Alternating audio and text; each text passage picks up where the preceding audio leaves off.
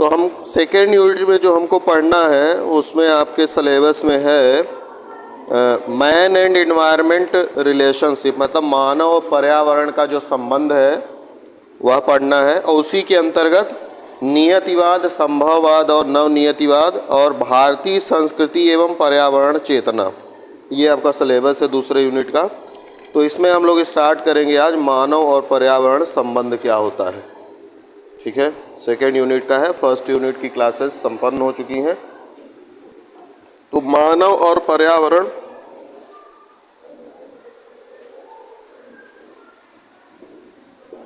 मानव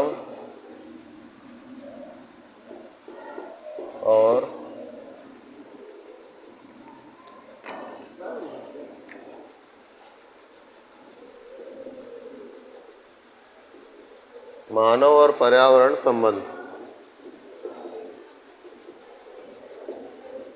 ठीक है, ये यूनिट नंबर 2 है आप लोगों का,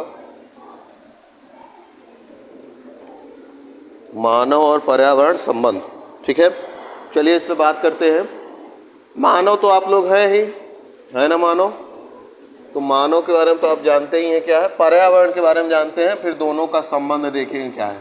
पर्यावरण क्या है, कोई जानता है परिभाषा? सिंपल सी परिभाषा आप कक्षा 5-6 से अगर पढ़ रहे हैं तो उसमें सिंपल सा आप पढ़ते आए होंगे कि वह आवरण जो हमें चारों ओर से घेरे हुए है पर्यावरण कहलाता है ना। ये परिभाषा पूर्ण भी है एक तरह से। वह आवरण, आवरण मतलब आपके चारों ओर जो चीज़ें घेरे हुए हैं आपको, है ना। तो घेरे हुए चीज़ें कौन कौन सी हैं? एक तो प्राकृतिक चीज़ें हैं जो आपके चारों ओर दिखती हैं, और एक कैसी चीज़ें हैं? मानव निर्मित चीज़ें हैं, है ना। आप यहाँ पे बैठे हैं तो आप यहाँ पे बैठे तब भी आप कुछ वस्तुओं से घिरे हुए हैं, है ना। चाहे यह दीवार हो, चाहे यह कॉलेज का कैंपस हो, चाहे यहाँ पे जो अलमारी आदि रखी है, ये सब टेबल कुर्सियाँ आदि, ये भी तो घेरे हुए हैं आपको। तो दो तरह की चीज़ें हमको घेरे हुए हैं जब भी हम कहीं पे रहते हैं। तो प्राकृतिक चीज़ें, क्योंकि इस समय पे हमारे चारों प्राकृतिक चीज़ें क्या है? वायु है ना। पेड़ पौधे बहुत सारे हैं, ये बगल में पहाड़ है एक, है ना, इतना बड़ा सा पेड़ पौधे हैं, तो वो प्राकृतिक हो गया। मानव निर्मित चीज़ें दिख रही हैं। तो सिंपल सी परिभाषा जब आपसे पूछे तो ये आप बोल सकते हैं कि वह आवरण जो हमें चारों ओर से घेरे हुए पर्यावरण कहलाता है। इसी में और मॉडिफिकेशन और अच्छे से बोलना हो तो कह सकते हैं कि मानव और प्राकृतिक और मानव निर्मित जो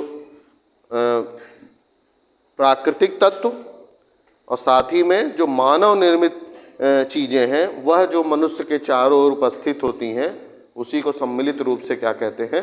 पर्यावरण कहते हैं। ठीक है, तो पर्यावरण में क्या चीज़ें आ गई? एक तो हो गया जो भौतिक तत्व है, भौतिक या जो प्राकृतिक है, ठीक है। और दूसरा क्या हो गया? मानव निर्मित, या जिसको सांस्कृतिक भी कहते हैं। इस आधार पर पर्यावरण भी दो प्रकार का हो जाता है, एक प्राकृतिक पर्यावरण और एक मानव निर्मित या सांस्कृतिक पर्यावरण, है ना। तो तत्व जो है पर्यावरण के, वो या तो प्राकृतिक तत्व होते हैं या तो मानव निर्मित या सांस्कृतिक तत्व होते हैं।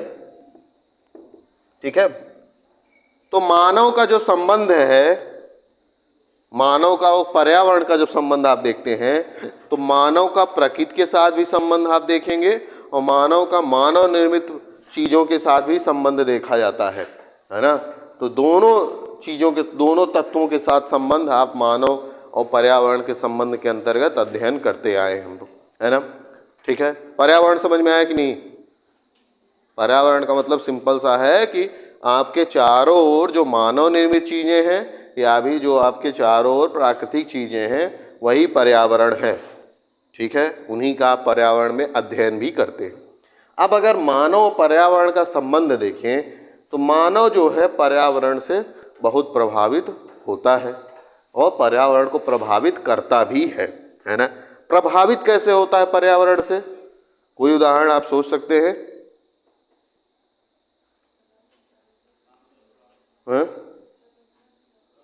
क्या होता है? प्रदूषण से। ठीक है, प्रदूषण भी पर्यावरण का ही पार्ट है है ना। भले वो हानिकारक चीज़ है लेकिन वो पार्ट तो है ही पर्यावरण का, प्रदूषण से प्रभावित होते हैं। ये तो नकारात्मक प्रभाव है। सकारात्मक रूप से या वैसे जनरली और चीज़ें क्या होती हैं, आप देखते हैं कि हम जब मौसम में परिवर्तन होता है तो उसके अनुकूल जो है हमारा शरीर भी अपने आप को अनुकूलित करता रहता है। तो यह भी एक पर्यावरण का प्रभाव है कि नहीं। और आप लोग सुनते हैं ग्लोबल वार्मिंग हो रही है, जलवायु परिवर्तन हो रहा है, तो वह हमारे कारण हो रहा है। हालांकि जलवायु परिवर्तन एक प्राकृतिक घटना है, लेकिन जब उसकी गति में वृद्धि होती है वो मानव के कारण हो रही है, तो इसलिए वो समस्या का रूप है। कोई प्राकृतिक रूप से घटना होती है तो वह धीरे गति से होती है, लेकिन जब मानव के हस्तक्षेप के कारण वही घटना होती है तो वह उसकी तीव्रता को बढ़ा देता है। जैसे हम रेफ्रिजरेटर या फिर एसी आदि का प्रयोग करते हैं तो उससे जो ग्रीन हाउस गैसेस निकल रही हैं वो क्या कर रही हैं, टेम्परेचर को इंक्रीज कर रही हैं। तो वो जो ग्रीन हाउस गैसेस हमारे उपकरणों के प्रयोग करने के कारण निकल रही हैं वो पर्यावरण को प्रभावित कर रही हैं। ठीक है, तो जो हम पर्यावरण के अंतर्गत ही जब से कोई भी जीव है जहाँ पे भी जीवन है तो पर्यावरण वहाँ पे है, और पर्यावरण के अंतर्गत ही कोई भी जीव जन्म लेता है और उसका संपूर्ण विकास होता है और फिर उसकी मृत्यु हो जाती है उसी के अंतर्गत, है ना। तो जीवन के लिए पर्यावरण बहुत जरूरी है ना। और पर्यावरण के जो भौतिक तत्व हैं या फिर जो सांस्कृतिक तत्व हैं, तो भौतिक तत्वों में हम आपको कई बार बताए हैं क्या क्या आता है, या प्राकृतिक तत्व में कौन कौन से तत्व आएंगे। प्राकृतिक तत्व दो तरह के होंगे इसमें, एक कैसे तत्व होंगे, एक तो जैविक तत्व होंगे और एक कैसे होंगे, अजैविक होंगे। अजैविक में क्या क्या आ सकता है, हवा आ सकती है, हवा होगा, पानी, मिट्टी, ये सब। जैविक में जीव जंतु, है ना, और पेड़ पौधे।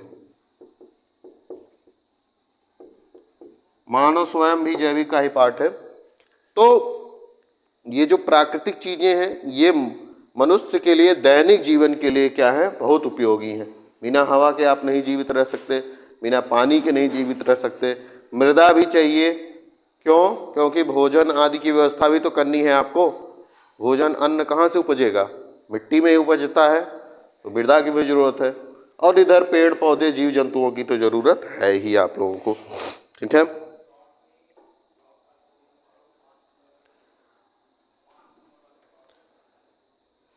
तो अगर आप पृथ्वी पर देखेंगे तो पृथ्वी पर जो पर्यावरण है या जो वातावरण है वो हर जगह एक ही तरह का है।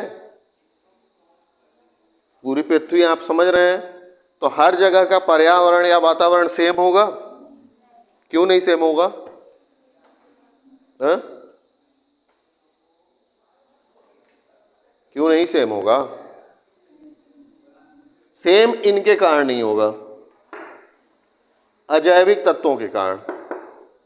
क्यों? क्योंकि इनका जो प्रभाव है पृथ्वी को पर, आपको पता है पृथ्वी पर अक्षांश रेखाएं हैं, और हम आपको कई बार बता चुके हैं कि सूर्य की जो किरणें हैं वो वर्ष भर जो है कर्क और मकर रेखा के बीच में लंबवत होती हैं, विषुवत रेखा के बीच में विषुवत रेखा पर लंबवत होती हैं। बाकी उनके बाद जो किरणें हैं वो तिरछी पड़ती हैं और कुछ महीने में, कुछ गोलार्ध में पड़ती है, कुछ जगह पर नहीं पड़ती। कुछ जगह 6 महीने दिन होगा, 6 महीने रात होगा।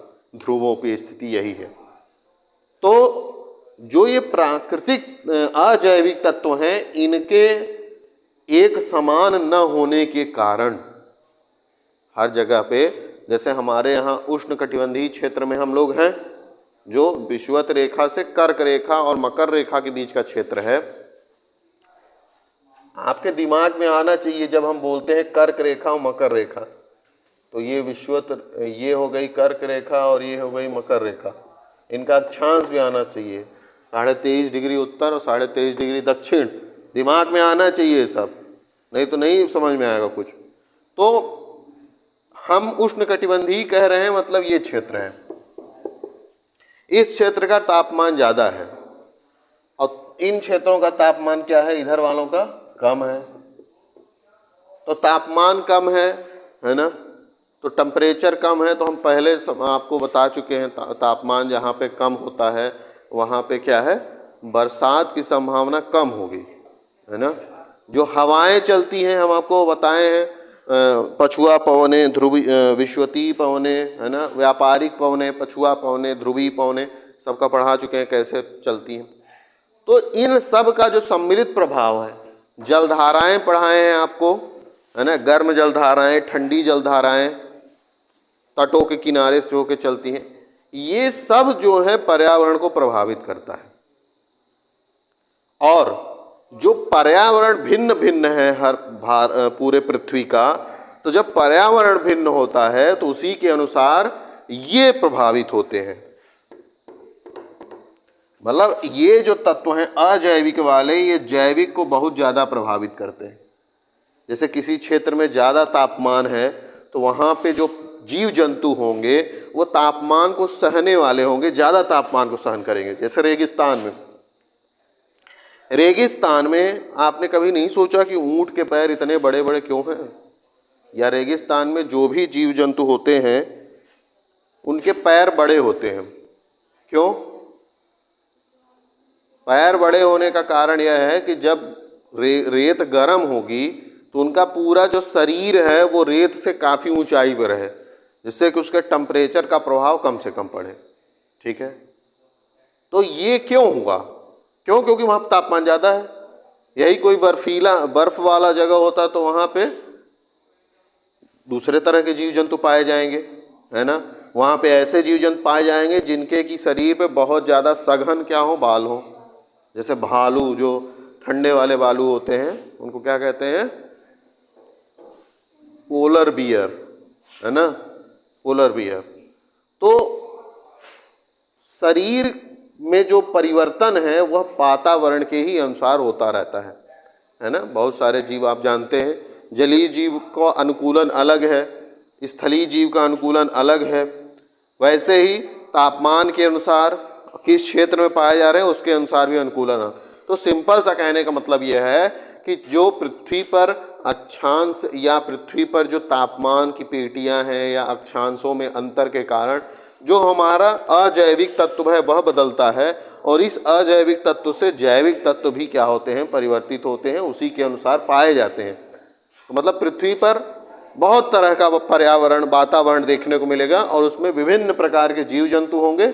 इसीलिए कहते हैं कि जैव विविधता, जीवों की विविधता है, हर एक क्षेत्र के जीव अलग अलग है। जैसे मानव को ही लीजिए तो हर एक जगह के मानव के क्वालिटी में अंतर है। जब हम लोग जातियाँ पढ़ेंगे, स्पीसीज वाला जब पढ़ेंगे, जाति और विश्व का जाति परिमंडल आदि पढ़ेंगे सांस्कृतिक तत्वों में, तो उसमें देखेंगे कि कैसे बांटा गया है मनुष्य को।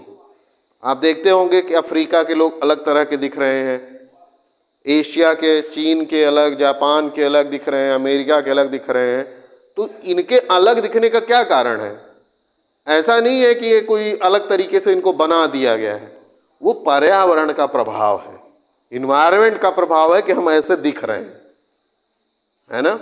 जैसे जो गर्म प्रदेश हैं, जो विषुवत रेखा के आसपास वाले क्षेत्र के देश हैं, वहाँ पे ज़्यादातर लोगों का जो स्किन है वो डार्क होता है। क्यों? क्योंकि सूर्य की जब किरणें पड़ती हैं ना शरीर पे, तो वो जो आपके शरीर का जो कलर है वो क्या होता है, फेड होता जाता है, ब्लैक होता जाता है। वो भी एक कारण है उसका। इसीलिए कहते हैं कि धूप में नहीं जाना है, नहीं काला हो जाऊंगा मैं या काली हो जाऊंगी मैं, सनस्क्रीन लगा के जाना है ना। बहुत बांध के लोग निकलते हैं, ये यही कारण है ना, और कोई कारण नहीं है। तो एक है कुमारी सैंपल जी हैं, उनका एक कथन है कि मानव अपनी पारिस्थितियों का जीव है। कुमारी सैंपल का कथन है, इसको लिख लीजिए। कभी कभी आपके एग्जाम में कथन ही बोल देते हैं, नाम भी नहीं देंगे। लिख लीजिए, कुमारी सैंपल के अनुसार, कुमारी सैंपल के अनुसार मानव अपनी परिस्थितियों का जीव है। मानव अपनी परिस्थितियों का जीव है।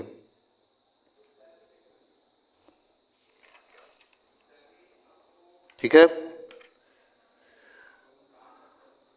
अर्थात मानव पृथ्वी के धरातल की उपज है। मानव पृथ्वी के धरातल की उपज है।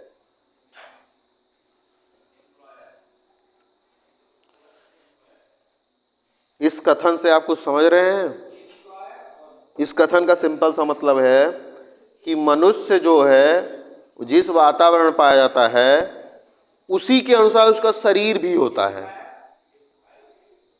अगर आपको अभी ध्रुवों पे ले जाया जाए तो आप नहीं रह पाएंगे, जीवित नहीं रह पाएंगे। आपको बहुत सारी व्यवस्था करनी होगी तब जीवित रह। लेकिन बहुत सारे लोग वहाँ पहले से रह रहे हैं, तो उनको अगर यहाँ पे लाया जाए तो उनके लिए संकट होगा। तो ऐसा क्यों है? जब हम किसी वातावरण में रहते रहते रहते वहाँ के लिए अनुकूलित हो जाते हैं। जैसे जो पहाड़ी पर्वतीय इलाकों में रहने वाले लोग होते हैं तो उनका जो पैर है वो बहुत मजबूत होता है ना। जो हमेशा पहाड़ों पे रह रहे हैं, जिनका काम ही है पहाड़ों पे चढ़ना, फिर उनका जीवन यापन ही उसी से संबंधित है। पहाड़ों पे चढ़ेंगे या तो बकरियों या तो कुछ भी उनको पशु चराना है, फिर चरा के आना है ना। मतलब पहाड़ी क्षेत्र में तो उनके जो पैर हैं वो क्या होते हैं? बहुत मजबूत होते हैं। ठीक है। जो समुद्र या समुद्र के किनारे वाले लोग होते हैं उनका शरीर बहुत हल्का होता है ना। क्यों? क्योंकि वो पर्यावरण के अनुसार है, उनको ज़रूरत है उस चीज़ की। भाई जो पहाड़ों पर चढ़ने वाला है, ऐसा नहीं है कि उसको नेचर ने बनाया, वो अनुकूलित हुआ है। क्योंकि आप कोई एक काम अगर, और वो जेनेटिकली है, वो पीढ़ी दर पीढ़ी ट्रांसफ़र होता जा रहा है ना। उनके जीन्स में ऐसा उनका ऐसा जीन ही है कि उनके पैर जो है मजबूत हों। तो वही जीन एक पीढ़ी से दूसरी पीढ़ी में जाता जा रहा है। ये जीन समझ रहे हैं ना, वो पहनने वाला जीन्स नहीं है ना। वो जो जेनेटिक्स आनुवांशिकता होता है उसका मतलब है। तो कहने का मतलब है कि पर्यावरण के अनुसार ही शरीर जो है ढलता है और उसी के अनुसार कार्य करता है। ठीक है।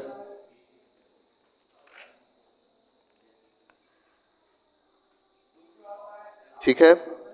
अब हम लोग इसमें भौतिक पर्यावरण या जो वातावरण वाला तत्व है इसमें थोड़ा बात करते हैं। देखिए, जो पर्यावरण है इसको क्या कहा जाता है? पर्यावरण के जगह पर आपको कभी कभी भौगोलिक वातावरण भी लिखा मिल सकता है, तो इसमें कंफ्यूज नहीं होना है। भौगोलिक वातावरण है ना, जियोग्राफिकल इन्वायरमेंट, या पर्यावरण या फिर जियोग्राफिकल इन्वायरमेंट आपको देखने को मिलता है।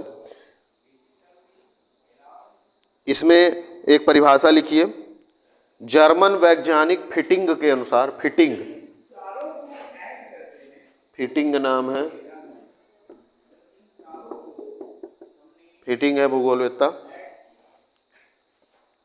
जर्मन वैज्ञानिक फिटिंग के अनुसार जीवन की परिस्थिति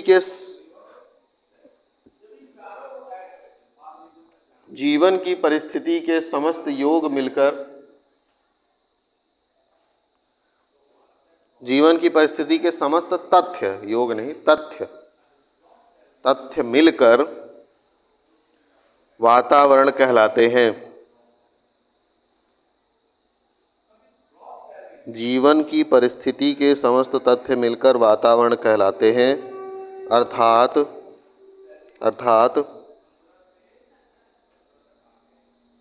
वातावरण जीव के परिस्थिति कारकों का योग है। वातावरण जीव के परिस्थिति कारकों का योग है। वातावरण जीव के परिस्थिति कारकों का योग है।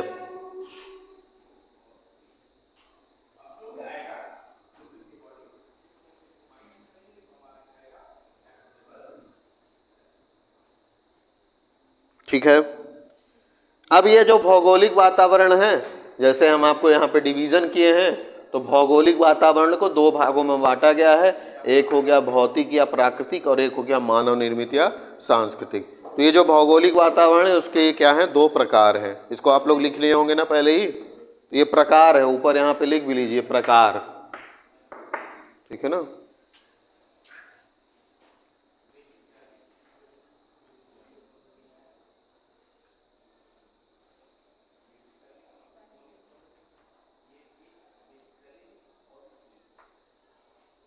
ठीक है।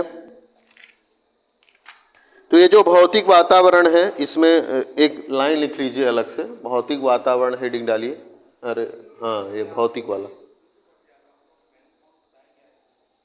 भौतिक वातावरण हेडिंग डालिए, उसमें एक लाइन लिखिए। भौतिक वातावरण में लिखिए, इसका तात्पर्य उन संपूर्ण भौतिक शक्तियों, उन संपूर्ण भौतिक शक्तियों, प्रक्रियाओं और तत्वों से लिया जाता है, तत्वों से लिया जाता है जिनका प्रत्यक्ष प्रभाव मानव पर पड़ता है, जिनका प्रत्यक्ष प्रभाव मानव पर पड़ता है।